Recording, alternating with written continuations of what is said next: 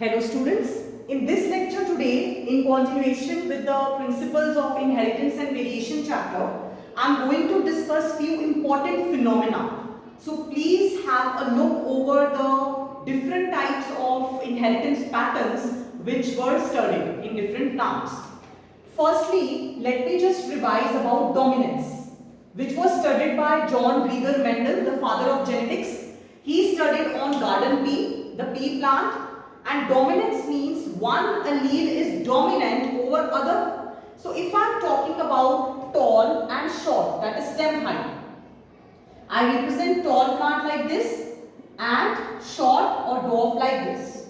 So once gametes are formed, what will be the next generation? The first F1 generation, it will be tall.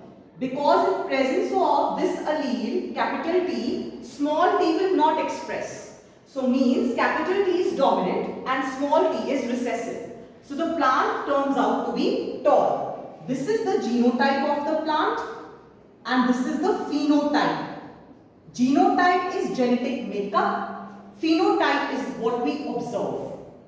Next feature, next phenomena, let us see, that is incomplete dominance. From the term itself, it is clear that dominance is not complete. Incomplete it is. Let us take example of a plant, 4 o'clock plant. 4 o'clock plant has red and white flowers. This is showing red and this is showing white. Now when we make the gametes and then the first generation, this plant is, we are getting with this genotype. If we look at dominance, we can say that this can be red if we see this concept. But to the surprise, what came? The phenotype came to be pink. So this means that this capital R is not able to fully express itself when small r is present. So it's kind of an intermediate.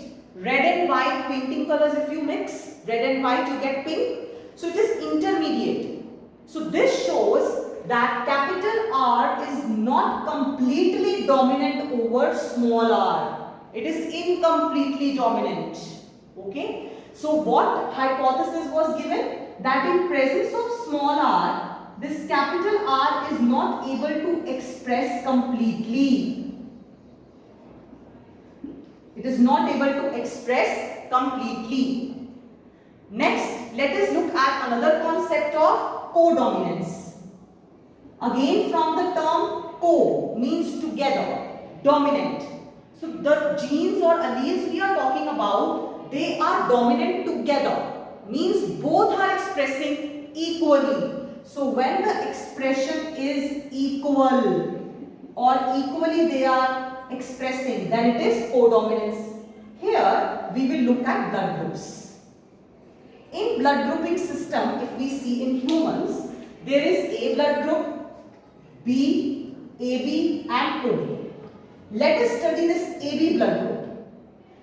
Blood group actually is controlled by three alleles, IA, IB, IR, or simply I, small I. Okay, so by these three alleles, blood group is expressed. Now if we see blood group AB, it has both of A and B.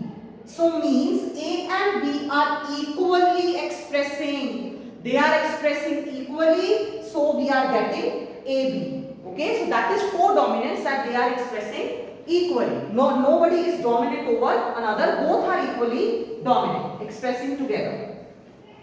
Lastly, let us see the two different concepts of epistasis and complementary genes.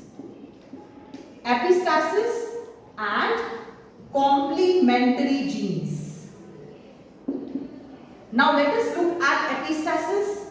See, common factor in both two things is that epistasis is the phenomena which involves complementary genes. Now what are these? These are non-allelic. Now what I mean by non-allelic, please see over here. If I see one plant, one flower, Lathyrus odoratus. Lathyrus odoratus. In that, this type of plant is you can say crossed. There are two genes, C gene and P gene, okay? And the allele for C is capital C and small c. Allele for P is capital P, small p, okay? So, but if I talk about C and P, these two are non-alleles. Getting the point? These are alleles, these are two alleles. But if I talk about C and P, they are different, they are non-alleles. Now the phenotype is white and white. When the new, you can say, this gamete is formed, and then we get this type of genotype. Now what is the phenotype? The phenotype is purple. It is not white. That clearly shows when both C and P are present together, then only it will have a different impact. It will form the color. This is complementary gene effect. Okay? When the non-alleles are having the effect on each other, means if only C is there, it is white. If only capital P is there, it is white. But when capital C and capital P, they come together, then it becomes purple. So both the capital means both the dominant genes are required to express a feature. Now what is epistasis? Epistasis is also in non-allelic genes, but this is suppression. That is the difference between complementary genes and epistasis. Epistasis versus complementary genes. What is the difference? Complementary gene and epistasis both are in non-alleles, but epistasis is a phenomena in which the expression of a particular feature will be going down, suppressed. Okay? So that is epistasis. Now if I just see over here, suppose I take this example that in presence of capital P, this capital C is not expressing.